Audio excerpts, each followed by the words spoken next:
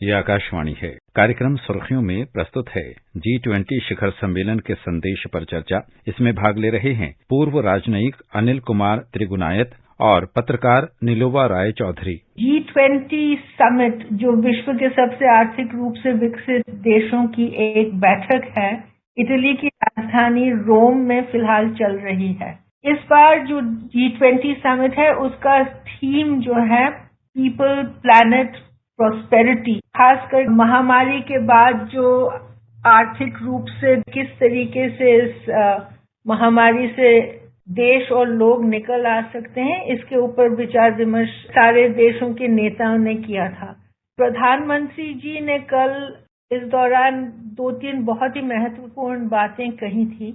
एक तो वो महामारी के बाद 5 अरब डोजेज वैक्सीन देने को तैयार हैं विश्व भर में। उन्होंने कहा कि ये तो एक सप्लाई चेन अगर बनी रहे तो ये भारत कमिटमेंट ये कर सकती है। और दूसरी बात उन्होंने जो कही, ग्लोबल फाइनेंशियल आर्किटेक्चर को अधिक फेयर बनाने के लिए 15% मिनिमम एक कॉर्पोरेट टैक्स रेट पे भी वो उन्होंने अपनी राय जारी की। अनिल जी, प्रधानमंत्री जी ने जो कल बातें कही, खास करके ये आपको किस तरीके से महत्वपूर्ण लगता है? G20 खास तौर से जब 2008 का फाइनेंशियल क्राइसिस हुआ था तो उस वक्त ये बड़े देशों ने मिलकर के एक साथ ये कोशिश किया कि किस तरह से फाइनेंशियल आर्किटेक्चर को, ट्रेड को, सबको रेगुलेट किया जाए। क्योंकि ये जो G20 के मेंबर्स हैं 19 कंट्री और यूरोपियन यूनियन, इनमें से लगभग आप सोचें कि ये 85% ग्लोबल जीडीपी को रिप्रेजेंट करते हैं,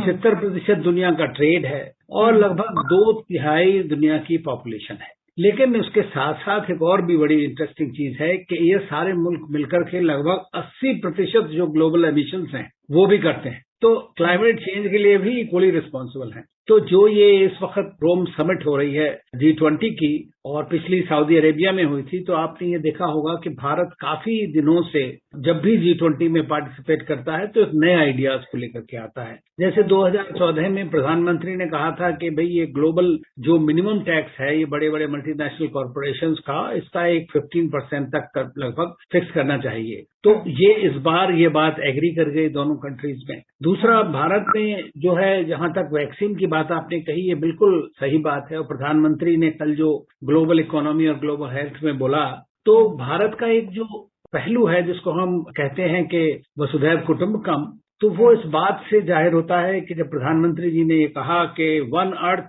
वन हेल्थ, तो हम सबको एक साथ लेकर चलते हैं। जब भारत के पास अपने पूरे संसाधन भी नहीं है, जब हमारी खुद की इतनी बड़ी पॉपुलेशन है, उसके बावजूद भारत ने 150 देशों को पहले दवाइयां दी, लोगों को भेजा, डॉक्टर्स भेजे और उसके बाद में वैक्सीन डिप्लोमेसी के थ्रू काफी कंट्रीज को, अभी भी कोवैक्सीन को अगर हो जाती है WHO में अप्रूव, तो और देशों को प्रोवाइड किया सकती है। तो भारत जो है इस समय एक ग्लोबल वैल्यू सप्लाई चेन के रूप में निकला है। इस वक्त तीनों चीजें बड़ी इंपॉर्टेंट हैं। देखिए, आप देखें तो हेल्थ क्राइसिस सबसे बड़ा हुआ है महामारी के चलते।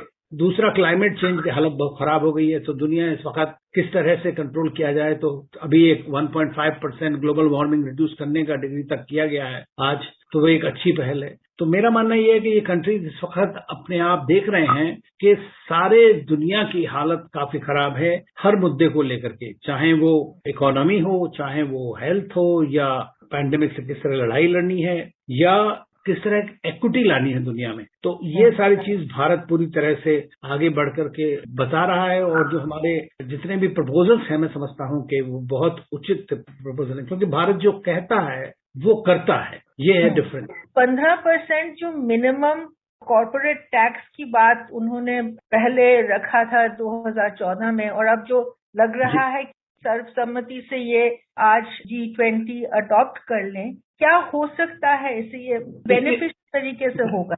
मल्टीनेशनल कॉर्पोरेशन जो हैं ये बड़े वाले, ये तो आप जानती हैं कि इनके टर्नओवर कई देशों के जीडीपी से भी बड़े होते हैं।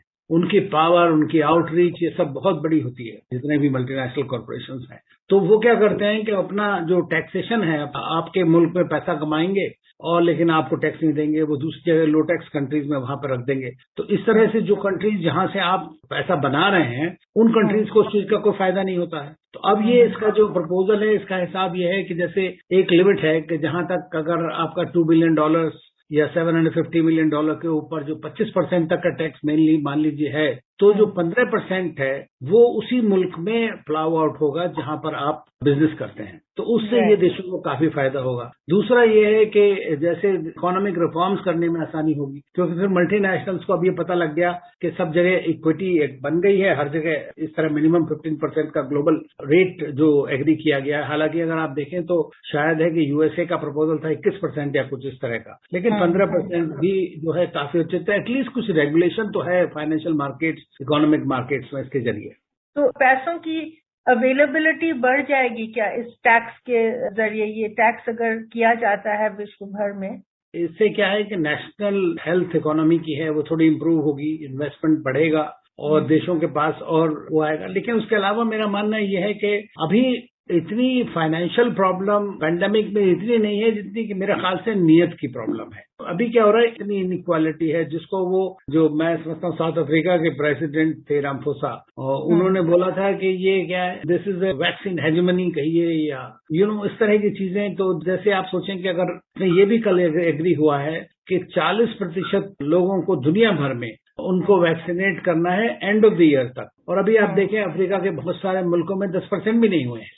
वहां पर जो गरीब देश है उनको किस तरह से ये वैक्सीन पहुंचाई जाए, और इसके लिए जो भारत में प्रधानमंत्री ने प्रपोजल दिया कि हमारे पास कैपेसिटीज हैं कि 5 बिलियन डोजेज तक हम बना सकते हैं अगर हमें पूरी तरह से। दूसरी चीज उन्होंने कही कि देखिए लोगों का आना जाना बड़ा इंपॉर्टेंट है, ट्रैवल बहुत इंपॉर्टेंट है, इसलिए वैक्सीन सर्टिफिकेट्स को आपको मान्यता देनी चाहिए, ये बात भी उन्होंने आगे बढ़ाई। तीसरी चीज जो एक बड़ी इंपॉर्टेंट भारत हमेशा से कहता रहा है कि जो इंटेलेक्चुअल प्रॉपर्टी राइट्स हैं उसको वेवर किया जाए या सस्पेंड किया जाए कुछ टाइम के लिए वैक्सीन मैन्युफैक्चरिंग में, तो उससे दूसरे मुल्कों को डिस्ट्रीब्यूशन करने में आसानी रहेगी, प्रोडक्शन में आसानी रहेगी। तो ये सारे इश्यूज महामारी से लड़ने के लिए बहुत आवश्यक हैं, लेकिन प्रॉब्लम फाइनेंस की हर जगह आती है और उसकी वजह से चाहे वो क्लाइमेट चेंज की फाइट हो, चाहे वो फाइट पेंडेमिक के खिलाफ हो, क्योंकि ज्यादातर देश तो गरीब देश हैं, उनके पास तो इतना पैसा ही नहीं है कि वो इस तरह की टेक्नोलॉजीज को लगा लें, अपने हेल्थ इंफ्रास्ट्रक्चर को बढ़ा लें। तो मेरे ख्याल से ये है कि इस तरह की जो भारत की इक्विटी, एनवायरनमेंट एंड इकोनॉमी की बात है या इनेबलर्स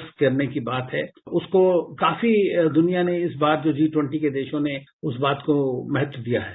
महामारी के दौरान सबको देखने को मिला कि अब जो ज्यादा विकसित देश हैं वहां पे तीसरा बूस्टर शॉट वगैरह की बात भी हो रही है इस वैक्सीन का, और बहुत देशों में जैसे आपने सही कहा कि एक भी वैक्सीन लगा नहीं है। वैक्सीन हेजेमनी को ओवरकम करने के लिए भी कुछ हद तक ये कॉर्पोरेट टैक्स, मिनिमम टैक्स काम आएगा या ये सिर्फ नियत की बात है जो आप कह रहे हैं? बिल्कुल आएगा, लेकिन ये कि आप देखिए ना कि बहुत सी जगह में ये मल्टीनेशनल तो प्रेजेंट भी नहीं है, बड़ी बड़ी कंपनियां, ये तो सब उस जगह जाती हैं जैसे इंडिया में, चाइना में या दूसरे आसियान कंट्रीज हो गए या आपके लैटिन अमेरिका वगैरह में, जहां उनको फायदा होता है, बिजनेस तो वहीं जाती है। लेकिन अगर उनको कंपलसरी टैक्सेशन हो तो उसको मैनिपुलेट नहीं कर पाएंगे, तो वो फंड अवेलेबल है। दूसरा ये है कि they also have CSR funding है, उनको सोशल रिस्पॉन्सिबिलिटी के अंतर्गत उसमें फायदा है। अब जैसे गेट्स फाउंडेशन है, बिल गेट्स की या दूसरे बड़े बड़े कंपनीज, वो भी काफी कुछ कर रहे हैं इसमें वैक्सीन के लिए सपोर्ट। ये तभी संभव हो सकता है कि जब हम PPP पार्टनरशिप जिसको कहते हैं, अगर वो हो, पब्लिक प्राइवेट पार्टनरशिप, मतलब गवर्नमेंट्स भी पैसा करें, इंटरनेशनल कम्युनिटी पैसा प्रोवाइड करे और दूसरे भी करें, तो इस तरह से बड़ा जरूरी है सबका साथ।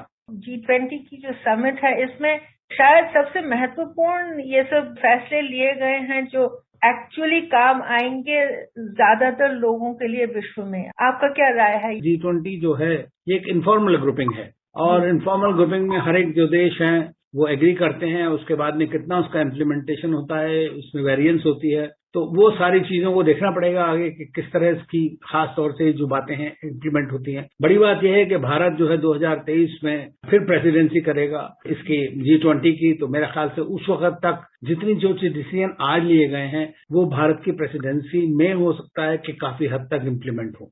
धन्यवाद अनिल जी। अभी आप सुन रहे थे G20 शिखर सम्मेलन के संदेश पर चर्चा। इसमें भाग ले रहे थे पूर्व राजनयिक अनिल कुमार त्रिगुनायत और पत्रकार नीलोबा राय चौधरी। ये कार्यक्रम आकाशवाणी के समाचार सेवा प्रभाग द्वारा प्रस्तुत किया गया। इसे आप हमारे mobile app news on AIR और YouTube channel news on AIR official पर भी सुन सकते हैं। इस कार्यक्रम के संबंध में अपनी प्रतिक्रिया आप हमें ईमेल कर सकते हैं। पता है AIRNSDtalks@gmail.com।